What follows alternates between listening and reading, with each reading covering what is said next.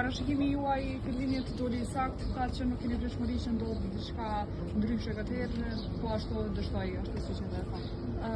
Po është e qartë sepse ne gjatë kësaj kohe për asnjë moment të vetëm nuk kemi parë një ndryshim të qëndrimeve nga ana e opozitës. Gjithsesi kemi parë vullnet të theksuar apo mungesë të theksuar të vullnetit për të kontribuar në konstituimin e Kuvendit të Republikës së Kosovës.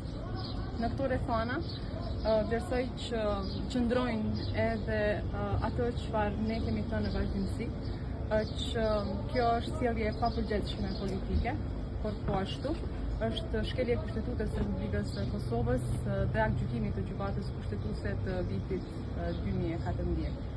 Besojmë fuqishëm që është e rëndësishme që secili deputet në Kuvendin e Republikës së Kosovës të jetë i përgjegjshëm në raport me përgjegjësitë që ka, pra të votoj për, kundër apo abstenim.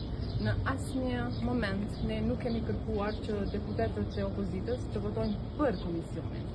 Sot ishte hera 26 prej 1 maj, pra prej kur është vendosur ky komision në votim, dhe 26 herë ne kemi parë opozitën teksa ka ardhur në Kuvendin e Kosovës dhe nuk ka bërë asgjë. Pra që kuptim ka të vinë kuvend dhe të mos bëjnë asgjë. Pra unë këtë sjellje nuk e kam të qartë, përveç se deklaroj që është veprim i papërgjithshëm politik dhe juridikisht është shkelje e Nga kushtetuese. PDK po thonë se jeni duke mbajtur pemë, jo se vetëndosje gjithë Kuvendit, por edhe shtetit.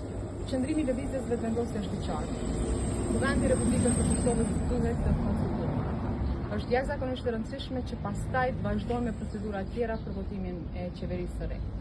Në këtë drejtim, që nga 15 prilli, kur dhe është thirrë seanca e parë konstituive nga presidenti Osmani, ne kemi dhënë votën për gjithçka çka është ka qenë në rendite në seancën konstituive. Pra edhe për votimin e raportit për mandatit e deputetëve, ju e dini që 2 herë radhazi deputetët e opozitës nuk e votuan këtë raport, pra duke shprehur mungesën e vullnetit për të kontribuar në konstituimin e Kuvendit, u bindën, ndryshuan qëndrimin dhe kanë bërë mirë që kanë ndryshuar qëndrimin sepse ishte sjellje pa kuptim që të refuzojnë mandatet e tyre. Pastaj vazhduam me betimin e deputetëve, pastaj me propozimin e kryetarit Kuvendit. Nëse ne nuk do ta bënim propozimin për kryetar Kuvendit, kjo do të quajë bllokim.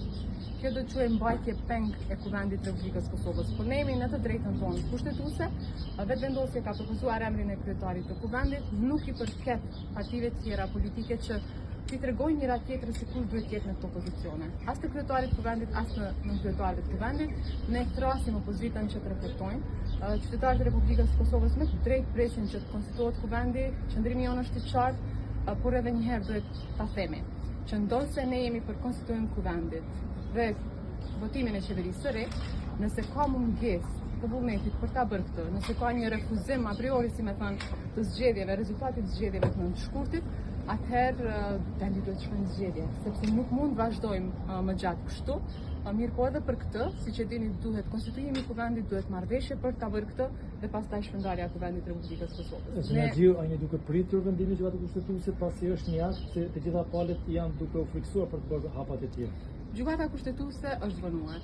Domethënë duhet ta themi hapur, sepse nuk ka kuptim që një çështje kaq e thjeshtë, është tetë e thjeshtë, sepse Aleanca bashkë me LDK-n dhe PDK-n, pra disa deputetë PDK-s dhe LDK-s, me shkresën që ne kemi parë, lëndën që ne kemi parë, e kanë kontestuar komisionin për votimin e fshetë. Dhe tash çështja është shumë e thjeshtë. Ose gjykata e merr e bën të pranueshme këtë lëndë dhe e trajton nëse kryesësuesi i seancës ka pasur drejt për komisionin për votimin e fshetë. Ne besojmë fuqishëm që ka pasur të drejtë, sepse aktgjykimi i gjykatës kushtetuese i vitit 2014 jep mënyra të ndryshme për votim, pra të hapur, të mbyllur, apo ndonjë rrethon tjetër përmendet për kundër pastaj dhe abstenim. Dhe letra e presidentës, siç e keni parë, thotë që deputetët duhet të gjejnë mënyra për ta konstituar Kuvendin, pra është në linjë me të dyja këto, ose ta shpallë të papranueshme, pra. Gjykata kushtetuese duhet t'i bëjë këto. Duke pasur parasysh praktikat, unë e kam thënë që duke mos pasur një objekt, gjykata mund ta shpallë të papranueshme këtë lëndë, sepse duhet kishte një vendim të sot.